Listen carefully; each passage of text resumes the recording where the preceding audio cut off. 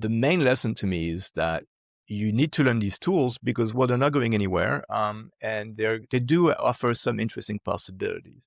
But to get the most out of these tools, you still have to be an expert at certain things. So it doesn't negate the need to learn about music production, about music theory, about sound design, about composition in general. Welcome to AI Music Unmuted. Real Talk by realmusic.ai, the show that talks to experts and thought leaders about tools and truths for musicians in the age of technology and creativity. Today's guest, Jean-Luc Sinclair, musician, composer, sound designer, author, and educator. Jean-Luc, welcome to the Real Music Podcast. How are you today? I'm well, David. Thank you. It's great to be here. Yeah, it's great to have you on. I'm excited to chat with you, and you have some unique experience, and your domain expertise is going to be interesting to hear about. We mentioned that you're an author and an educator, teach at NYU Steinhardt and Berklee College of Music, and currently available is your book, Principles of Game Audio and Sound Design. I wanted to just start out on a broad level, and really not just AI, but where do you see technology in music today? Sure. I mean, it's a good and tough question at the same time, right? Because technology has been part of music pretty much, for the past at least 50 years on such a deep level that you can't really think of music without technology. I mean, even if you're, recording acoustic folk guitar with vocals, you're probably doing it on a laptop with Ableton, So we live in a world where technology has become a tool that every musician uses, as opposed to a tool that only some musician or some people in the production process were using before, like your engineers, producers, electronic musicians. They would use that technology. Other musicians, they really wouldn't. They would be, exposed to it, but their level of expertise really wasn't required to be that high. Now we live in a world where everybody has to have some kind of expertise in it, and technology has become part of your production process, no matter what kind of music you do, unless you're, specifically going for, I'm going to record everything to 2-inch tape because that's how I want my process to be. And even then, that's technology. So yeah, it's everywhere in music tech. It's everywhere in producers and musicians. And I think that it's actually, overall, that's a good trend, I think, because it allows for a lot of people to express themselves, which is a good thing. Yeah, that's all part of the creative process, right? Where do you see AI coming into it today in your experience? So yes, that is the question of the day. And it's still, right, a new technology, and we're trying to figure out how to use it. And as with every new technology that comes before, the way that we first think of using it is not usually the way that we end up using it. If that makes any sense, meaning that at first we try something with it and then realize we can do better. So AI right now is at the phase where, there is still a lot of strong sentiment around it. It's scaring some people. And, I think that there is a case to be made that, yes, it can be a bit of a scary technology when you look at it from the outside in, but that's not really the focus of what I think we should be really talking about here. I think AI right now is transforming certain things and it's enhancing others. And it's hard to tell which is being transformed and which is being enhanced. So we're all figuring that out. Think of Splice. Splice has been a great tool because it allows a lot of people to have access to a lot of well-cataloged, greatly recorded loops. It hasn't transformed music, however. It just enhanced some people's production process. Some AI tools will be similar, I think, in their impact. Some will change everything that we do, and so without getting too deep into any single aspect of it, right now, we are at the crossroad for sure. And we're all trying to figure out where that leads 2, 3, 5 years from now. That's exciting. It creates opportunities. And then that's also means that, we're figuring out as we go along. Yeah, absolutely. I mean, we really haven't encountered something that's not only disruptive, but this big before. Bigger than MIDI, bigger than digital. It's really all encompassing. It's involved in everything. It's not just one particular disruptive thing. It is, right? Because it's also part of a bigger social movement and technological movement, which, in the past, that's not necessarily been the case for music technology. When MIDI came along, The rest of the planet wasn't talking about MIDI. You know, musicians were. So in that regard alone, it's new, and it's not to be super philosophical about the implication, but it does have some implication about how we think about music, right? Because it was always a learned process that took some time to master to create something satisfactory, right? You could make the case that with AI now creating something satisfactory, now that's a very broad term, by the way, satisfactory, something worth listening to, I guess, whatever that means for people. Discretionary. Discretionary, yes. That's changed, right? So, so we're not quite at the point where we can really reflect back and say, like, is it going to make people think that music is less valuable because there's more of it? Is it going to make people think that making music is actually a more valuable art form if it's made by a human? So there's that aspect of it, which is how society at large is, I think, going to start maybe relate to music. And then, of course, how us musicians and producers and sound designers think about what we do and how that transforms what we do. And that's, of course, the more specific things that I want to get into with you today. Yeah, of course. I mean, I think we're finally at a point where AI's the umbrella, and within that, there's a lot of conversations and discussions. There's, the responsible use and ethics. There's, copyright, and that all ties into the data it's trained on. There's how it's used. Is it just workflow enhancement and productivity? Is it a creativity booster?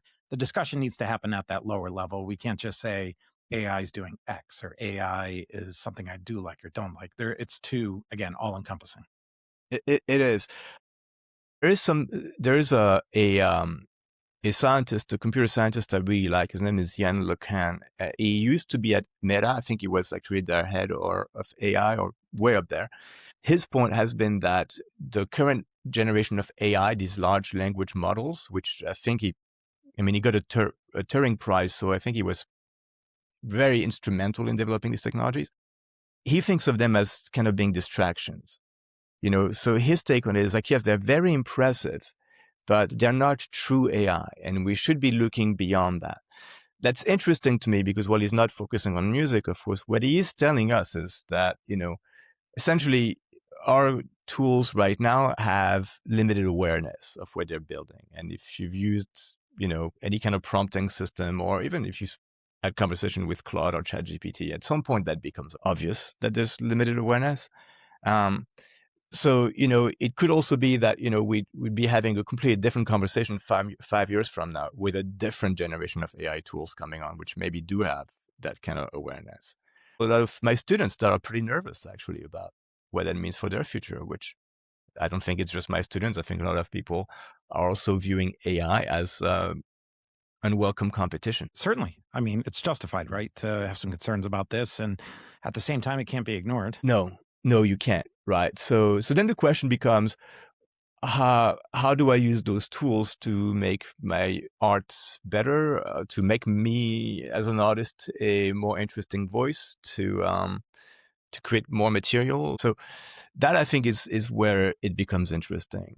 AI can also be viewed as a force multiplier. But I think almost ironically, based on my experience, it becomes a force multiplier the more you actually already know. Meaning that, yes, anybody can go on 11 Labs website and type in a prompt and you'll get some kind of music back. But even at that level, I think that if you're a really seasoned composer or musician, what you can get out of it is actually quite a bit better, even with the limitation of that technology, right? So in a way, it seems like AI actually also enhances the abilities of experts a little bit more than it does the abilities of, complete newbies. It's in a more profound way, I would think. I would say so. And on the creative side, I mean, we can talk about the workflow optimization. It's a little hard to argue there aren't some great efficiencies there and more time to spend on the creativity, which AI can hopefully help with, if you choose, by the way. But if you're a seasoned musician, composer, producer, engineer, you're not necessarily going to abandon everything that you've done to date and let AI reinvent you. Whereas perhaps someone who's a bedroom producer or in the basement can really come out with anything new, highly aided by AI. And those are just two really different things. They really are. I'm going to mention a conversation I had with a friend maybe last weekend, but he's at the head of a large interactive studio in sound design. And, he made this interesting point to me, which was that the students you get out of, universities, colleges, whatever, that apply for a job with them as sound designers, he said that their level has gone down over the past few years in terms of how good a sound designer the average applicant is. What's gone up is their technical abilities. It's like they're better technically, but they're creatively overall a little less good than they used to be. And, I thought about it as an educator for a second, and it actually kind of made sense to me once he told this to me. And that's actually one of the areas where I think AI can really help. Now, earlier we started our conversation by saying what's the role of music tech, and the point was that everybody uses music tech, right? Even if you're like, in a bluegrass band, you're going to use some kind of music tech stuff. And that means that the level of technical knowledge that's required now is greater than it was 5-10 years ago. And that keeps increasing in a lot of areas, like there are, as a producer, you're dealing with newer plugins, cooler plugins, newer technology. As a sound designer, you're dealing with, game engines if you're doing game audio stuff. You're dealing with new sound effect libraries. So there is an increasing level of technical ability and know-how that's required. And in a way, in universities where you have a limited amount of time, that doesn't change with, the changes in technology. You're getting a 4-year degree. The amount of stuff that needs to be taught on the technical side has become more intense over the past decade. And so I think a lot of programs have been focusing on the technical stuff because you kind of need it. As a result, the creative stuff has suffered. But we're actually now at a point where we could foreseeably start to think about offloading the technical stuff to an AI agent so that we can actually focus back on the creative side of things. So that actually, I think, is a really positive potential development of AI. Being older, I remember going from, reading, writing music, playing, and then having to learn how to use a DAW. And if agents can help you, and we're already starting this, get past that learning curve, then we could just keep focusing on the creative side of it. Yeah, absolutely. And again, it's not to say that we don't need the technical side. I think it just means that we need to approach it, I think, differently. And certainly as educators, but I'm not even talking for educators here. I think as users of AI, I think that, yes, you need to understand, say, in music production, you should know what a compressor does, and you should be able to articulate what you want it to do. So that takes some, your ears have to be developed, your mind has to kind of wrap that concept in some way that makes sense to you. However, maybe you won't be adjusting, the attack and release time of your compressor as much as, an engineers would do in the 1970s or 80s. Because, well, that can be offloaded. And, with the right model, they'll understand what you mean. So exactly, right? We keep adding new stuff, new layers, new technologies. I think that maybe AI can free us ironically, of some of the technology stuff that maybe wasn't the most fun part anyway. Yeah, no, I agree.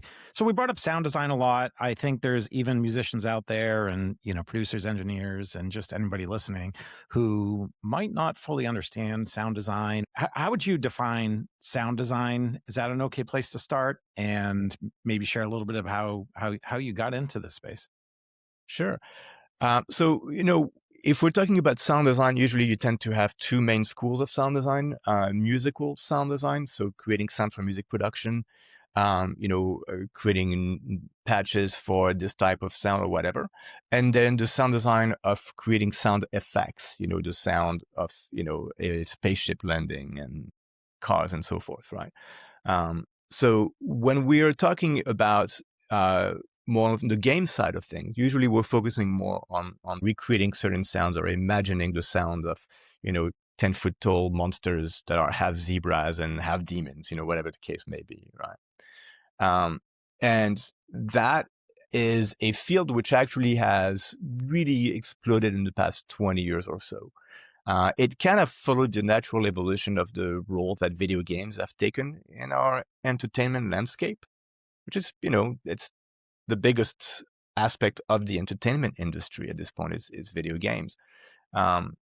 So there has been more of a need for sound design organically that grew out of that, and even though, in the early days, sound design was often considered an afterthought. And I can mention that because I was doing sound design back in the early days. I remember doing sound design for games that were, in 8 bits at 11 kilohertz sampling rates. Man, that was rough. That was rough. You could design them. That didn't matter how good your sound was. By the time you converted it down to whatever the computer could handle, it was a lot less satisfying.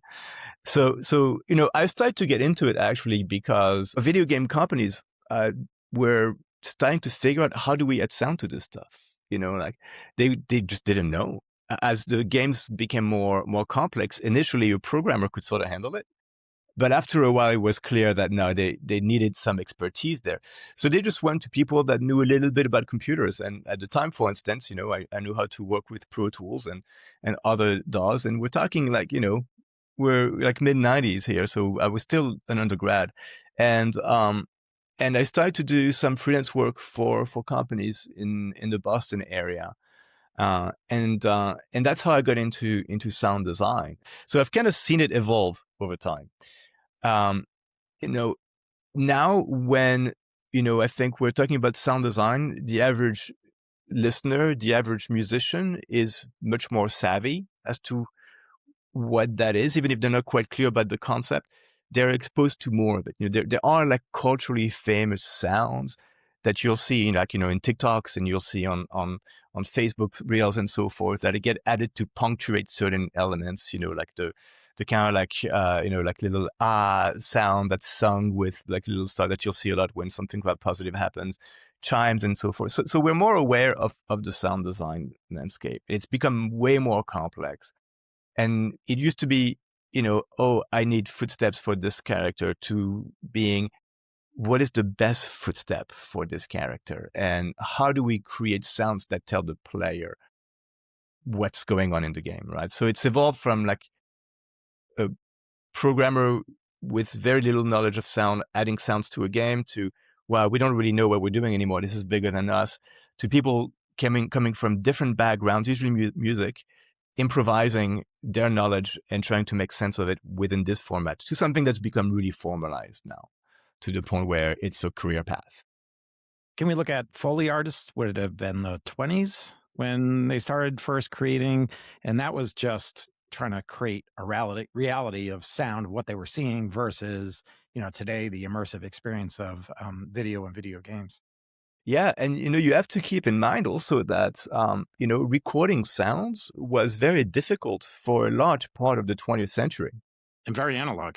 And very analog, right? But you didn't have a lot of portable analog gear. If you wanted to record a train, at some point you had to bring the train into the studio or build the studio around the train station.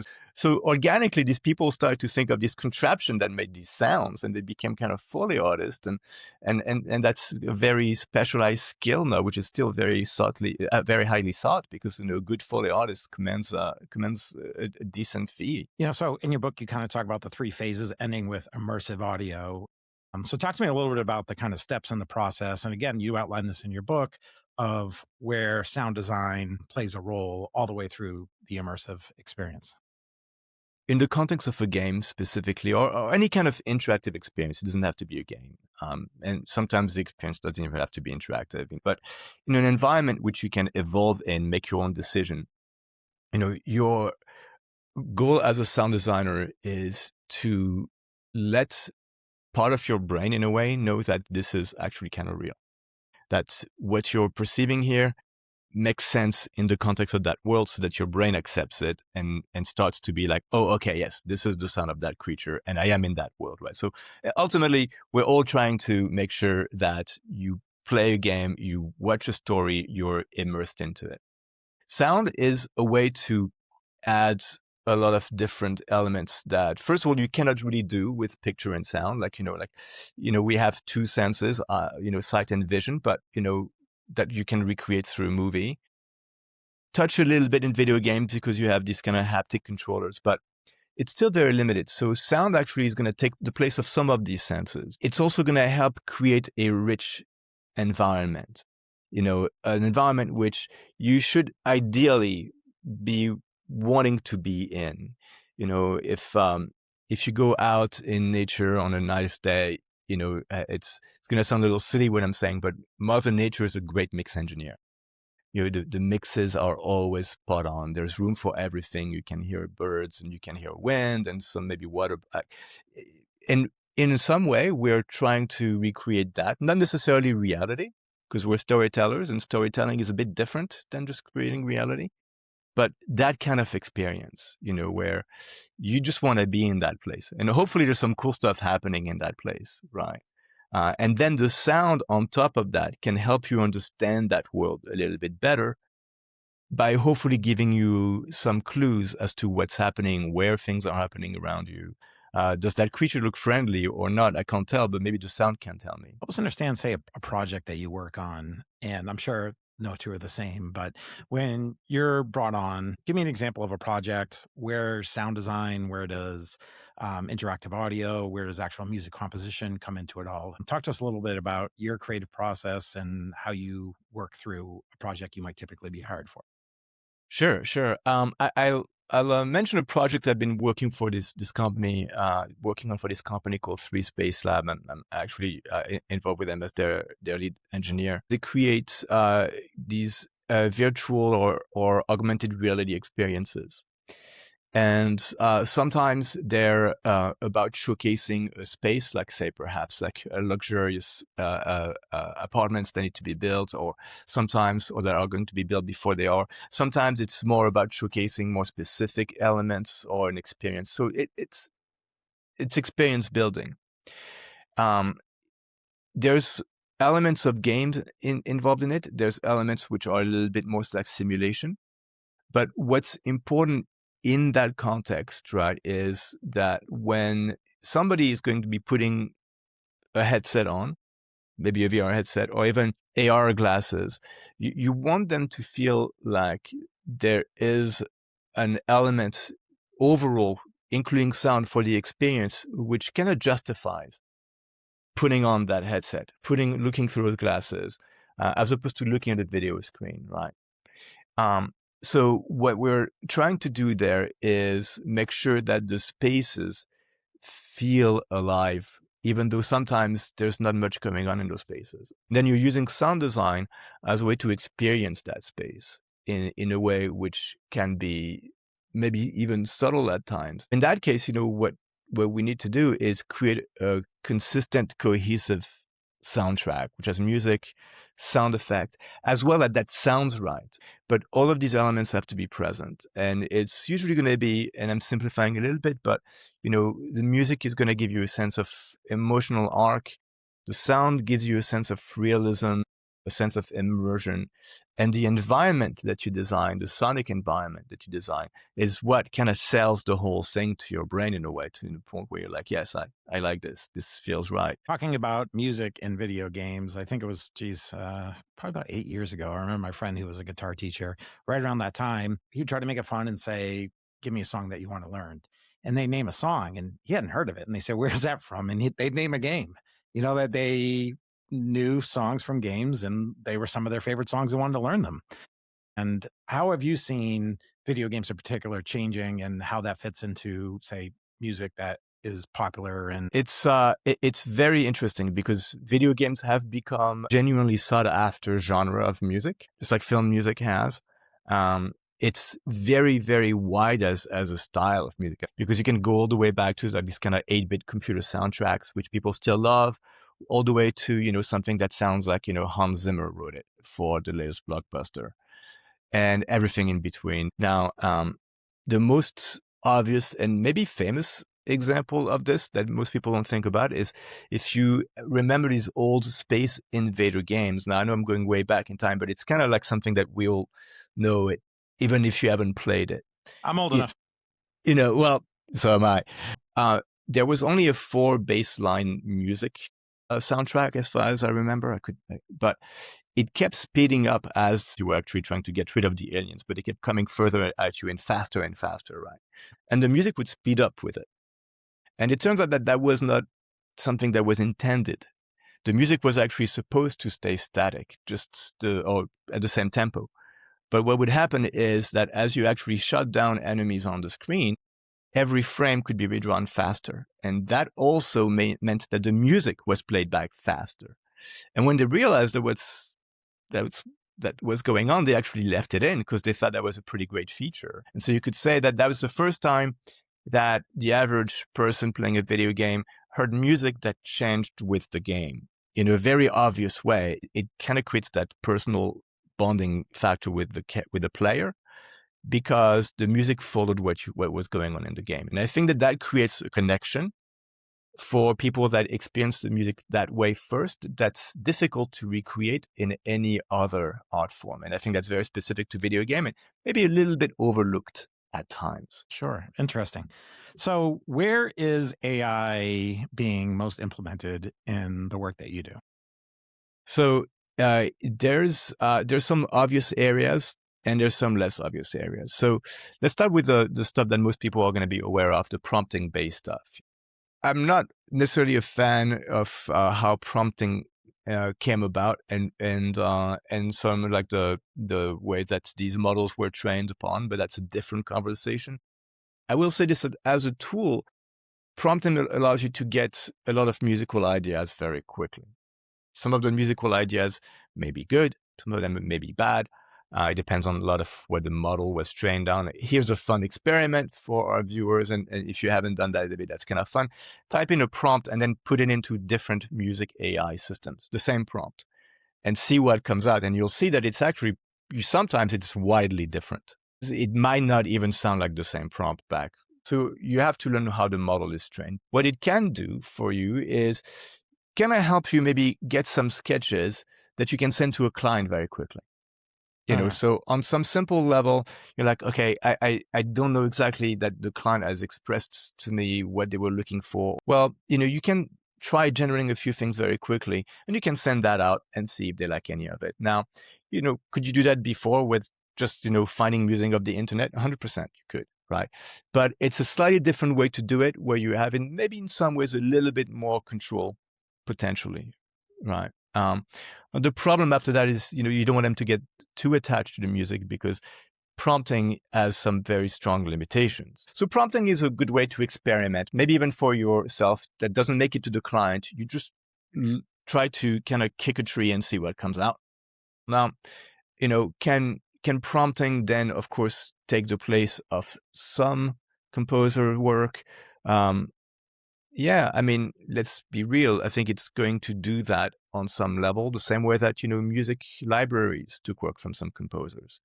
And, at some point it became cheaper for low-end projects to just license music from, a library. I think ultimately the same way that music libraries didn't destroy the film composing business, I don't think that prompt-based music is going to destroy our game and film business either. I think it gets you 70% there. But I think overall, that's where we are. Like a very good seasoned composer can benefit from AI, but I don't think that AI can get as good as that as consistently. Now, you can actually prompt sound effects as well. And you've actually started to see some game engines. So a game engine is a software that, developers will use to make video games. Back in the day, it was coded one line at a time. These days, people will buy or download the software, a license, and then use that. And within some of these game engines, like Unity, for instance, you will see that there are some tools that you can add that will say, hey, I need the sound of this. And you can type it into a window and it will give you the sound of, whatever, like the ocean on a cold winter day, whatever that may be, right? And it'll generate something for you. Is it going to be the best version of that sound? Maybe not. If it does, it's probably fairly, happenstance or random that it did, because really, even something as generic as that, a good sound designer will look at the visuals, will try to figure out what the mood is, what is the director trying to say, what is the game developer trying to say, and based on that, make very small, minute micro decisions It's a good way to get maybe suggestions that are easy to get to that maybe you didn't consider. Now, I don't think that we're at the point yet, by the way, where you can prompt your way into sound designing anything. I think that a good sound designer is still needed at this point. Beyond that, you're going to see a lot of aids, AI algorithm, and you've seen a lot of them. Like, if you use Logic, for instance, there's like an AI mastering plugin now that you can put at the very end. It's kind of annoying because I don't like the way it sounds, and sometimes when you click on the bottom plugin in the master fader, it just says, "Oh, okay, you want me to do an AI," and it runs an analysis, and you have to cancel it. Sorry. And do I think it sounds good? Not really, not particularly. I still think that, without too much trouble, you can get a better sound. But is it helpful? I think maybe for some. So you'll see these generation of tools, and no doubt they're gonna get better, right? And in some ways, whatever we're experiencing now is the worst it's ever going to be, right? So you can make the case that, of course, it's gonna get better. And then there's these, I think, more interesting tools. There are tools which actually give you more creative power beyond typing it, tools that are more specific, where you might actually be able to upload a piece of music, and it might actually try to give you something back, but not in audio format, maybe in MIDI format. And you know what you might get back might be very bizarre compared to what you were kind of thinking you would get back. Because again, the understanding of the AI based on when it was trained is, who knows, right? But it's actually an interesting compositional tool, like, again, as a way to broaden your palette, and or AI tools which allow you to, replace the sound of one instrument with another. Well, you cannot do that in, 11 Lab, at least not yet, or audio. There are Google tools that allow you to do that. Right. There are tools that will, generate musical parts for you that you can then tweak. Again, I think these tools are improving and they're getting better and better. I think that's what's important about AI in a way, is that it's made experimentation easier. It's, however, made taste even more important. Like, you become more of a decision maker than you've been. You've always been a decision maker as a music producer and sound designer, but now it's even more obvious that that's what you're doing. And isn't that where the real talent comes in? It's what we talked about earlier on. We're getting into a little bit of AI and authorship and collaboration, but you really have to have the expertise. I think somebody and it's great, by the way, that someone can get into music and have that creative experience without a lot of training or just years of experience. But when you do have that experience, that becomes even more valuable in the massive amount of content that's being put out today. Yeah, and I think that's really the at least over the past few years, now that we have a little bit of perspective on it. The main lesson to me is that you need to learn these tools because, well, they're not going anywhere, and they do offer some interesting possibilities. But to get the most out of these tools, you still have to be an expert at certain things. So it doesn't negate the need to learn about, music production, about music theory, about sound design, about composition in general. Sometimes I'll be given a piece of music as a composer, and I listen to it and I start to think that, well, I want to do, like, say, I don't know, like, bring in Philip Glass-like woodwinds on this. I was trained as a musician and composer, and so being able to actually do that and actually then tell an AI or generate a part like that, because, you can actually now maybe type it in, or you can adjust something with an AI agent that's going to be a woodwind player, a woodwind instrument. That's kind of amazing, actually. So that's interesting to me. And I think that actually that's more interesting than relying on sample libraries, which is what we're doing. So now, as a composer, you want to have woodwinds that sound like Philip Glass.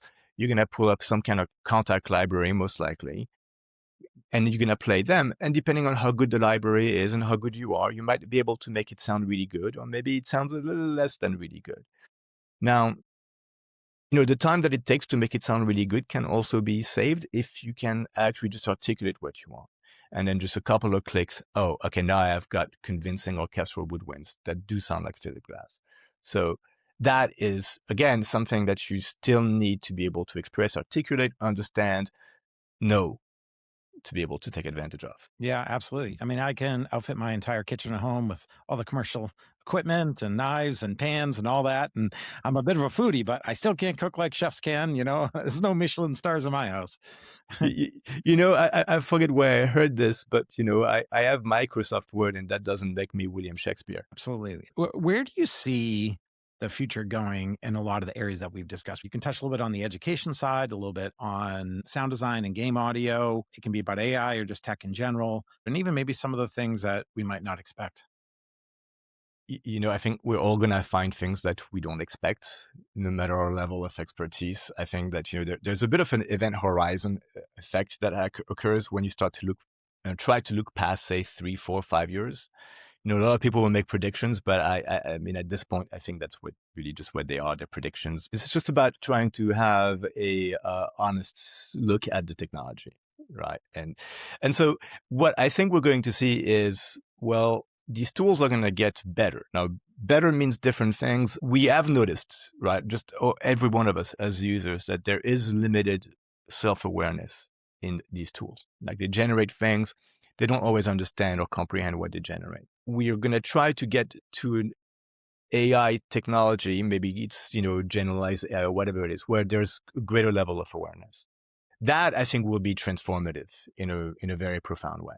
When you can actually talk to an AI that can reason back at you, like understanding the world, not just by predicting the next word in a sentence, but understanding the world because they understand physics and math and so forth, right? But the agents that we have, they're going to get better. They're going to get smarter.